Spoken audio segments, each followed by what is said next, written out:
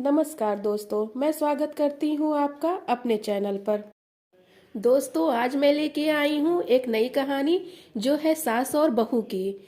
ये कहानी सुनने के लिए आप वीडियो के लास्ट तक बने रहिएगा और ये कहानी सास बहू की बहुत ही अच्छी और बहुत ही चटपटी कहानी है। माँ, मैं बहुत थक गई हूँ। घर संभालते संभालते यहाँ मेरी थकान किसी को नजर नहीं आती। कुछ दिन आराम करना चाहती हूँ। सोच रही हूँ कुछ दिनों के लिए अपने मायके आ जाऊं। आते हुए अपने बच्चों को भी साथ में लेकर आना चाहती हूँ। वहीं से वो स्कूल जाएंगे। आखिर एक ही शहर में ससुराल और मायका होने का कुछ तो फायदा मिले। ये बात मनी ने अपनी माँ से कही। उधर मनी की माँ संगीता जी ने दूसरी तरफ से कहा, हाँ बेटा, जब तेरी इच्छा हो आ जाने की तब आ जाना। आखिर ये घर तेरा भी तो है। ठीक है माँ, तो मैं कल ही आ जाती हूँ। ये बात मनी खुश होकर बोली। हाँ बेटा, कल आ जाओ, मैं तुम्हारा इंतजार करूँगी। अभी मैं फ़ोन रखती हूँ, अभी मुझे मंदिर जाना है। संगीता जी ने फ़ोन रख दिया और सीधे किचन में गई। किचन में खाना बना रही बहू से बोली, अरे अनुपमा, सुनो, कल तुम्हारी ननंद आ रही हैं। आज बाजार जाकर फल सब्जी और मिठाइयाँ लेकर आना। बेचारी मेरी बेटी ससुराल में नौकरों की तरह काम करती है और उस पर कोई ध्यान नहीं देता है। यहाँ आएगी, कुछ दिन रहेगी तो उसका मन भी और तबीयत दोनों अच्छा हो जाएगा। सास के मुंह से ऐसी बातें सुनकर बेचारी अनुपमा का चेहरा एकदम से उतर गया। वह मन ही मन सोचने लगी, काश सासू माँ आपको भी मेरी थकावट नजर आती। मैं दिन रात झाड़ू पोछा बर्तन खाना मार्केट जाना और घर का हर एक काम करती हूँ, जिससे हमारे परिवार वालों को कोई दिक्कत ना हो। काश आप मुझ पर भी ध्यान दे पाती। आपकी बेटी तो जब मन में आता है तब यहाँ आ जाती हैं, लेकिन मैं साल में एक बार ही अपनी माँ के पास जा पाती हूँ। तब भी आपको प्रॉब्लम होती है। मैं भी इंसान हूँ, मेरा भी मन थकता है।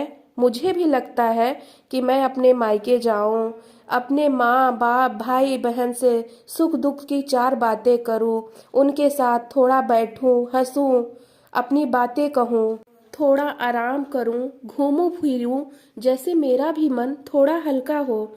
भगवान, अब तुम ही कुछ करो ताकि मेरी सास की आंखें खुले और उसे मेरी थकावट भी नजर आए। शाम तक भगवान ने जैसे अनुपमा की सुन ली और उसकी ननंद का फोन आया। ननंद ने अपनी माँ से कहा कि उसकी सास ने उसे मायके आने के लिए मना कर दिया है, इसलिए इस बार वो नहीं आ सकती। संगीता जी ने बोला, ऐसे कैसे उन्होंने मना कर दिया? इसके पहले तो वो तुम्हें मायके आने से कभी नहीं मना करती थी। इस बार भला उन्हें क्या हो गया? लाओ फोन, मेरी बात करवाओ अपनी सास से। फिर मनी ने फोन अपनी सास को दिया। संगीता जी ने कहा, नमस्कार समधन जी, आपसे कुछ कहना था। समधन जी ने कहा, कहिए। दरअसल कल त्योहार है, मनी इसलिए अपने मायके आना चाहती है। अगर आप उसे भेज दें तो अच्छा होगा। मनी की सास ने कहा, देखिए समधन जी, आपकी बेटी मायके जाकर रहे, इस बात के लिए मैंने उसे कभी ना तो मना किया ना तो टोका। इस बात से हमें कोई प्रॉब्लम भी नहीं है। कुछ दिनों पहले मैं अपने रिश्तेदार की शादी में गई थी। वहाँ आपकी बहू अनुपमा की माता जी से मिलने का हमें मौका मिला। उनसे गपशप करने के दौरान उनकी बातों से पता चला कि अनुपमा को साल में एक ही बार आप उसके मायके भेजती हैं, और वह भी बहुत कम समय के लिए।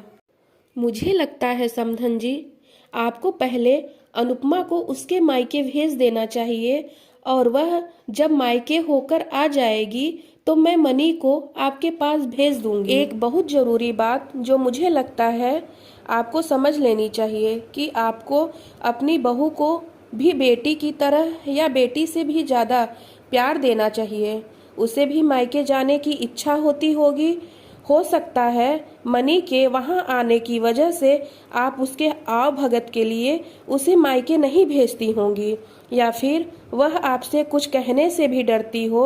अगर आप उसको घर में ही कैद रखेंगी तो एक दिन ऐसा आएगा जब वह आपके खिलाफ बोलने लगेंगी, फिर वह आपकी सुनेगी भी नहीं और जब चाहे तब अपने मायके जाएगी। ऐसी परिस्थिति आए, इससे अच्छा है कि आप ही कुछ बदलाव अमल में लाएं, जिससे आपका रिश्ता और आपके रिश्ते की मिठास कभी खराब ना हो। संगीता को अपने समधन के हर एक शब्द में सच्चाई नजर आई।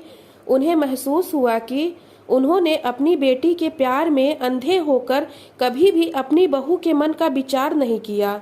उन्होंने हमेशा ही अपनी बेटी को अपने बहू से ऊपर रखा। दूसरी तरफ मनी भी अपनी भाभी के बारे में हो रही बातचीत को सुन रही थी। उसे भी यह इस बात का रियलाइज हुआ कि वह कभी भी अपनी भाभी के साथ ठीक से बात नहीं करती थी और जब जब वह अपने मायके जाती तो भाभी थोड़ी उदास हो जाती थी।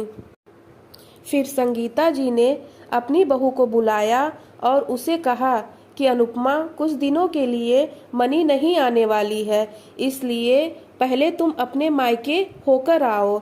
यह सुनते ही अनुपमा का चेहरा खिल गया, क्योंकि यह पहली बार था जब उसकी सास ने सामने से उसे अपने मायके जाने के लिए कहा था।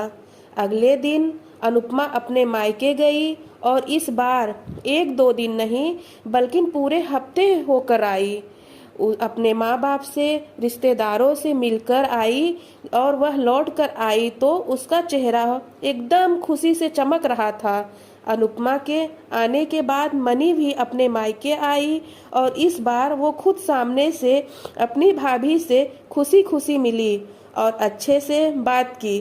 मनी ने अपनी माँ से बात करके उन्हें भी अच्छे से समझाने में मदद की कि वह कहीं ना कहीं अनुपमा के साथ गलत व्यवहार कर रहे थे। दूसरी तरफ अनुपमा अपने ससुराल वालों के बदले रवैये से बहुत खुश थी। अब वह खुशी खुशी सबका ध्यान रखती थी और हर काम प्यार से करती थी।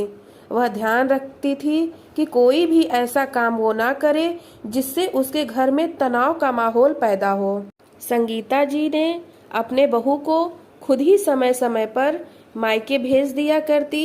एक छोटे से बदलाव ने सास बहू और भाभी ननंद के बीच की कड़वाहट को दूर कर दिया और रिश्तों को पहले से और भी ज़्यादा मजबूत बना दिया। तो दोस्तों, आपको यह कहानी कैसी लगी? अगर अच्छी लगी तो हमारे वीडियो को लाइक करना, शेयर करना और कमेंट करना बिल्कुल भी ना भूलें। ऐसी ही मज़ेदार, चटपटी और रोमांचक कहानी सुनने के लिए हमारे चैनल को सब्सक्राइब जरूर करें।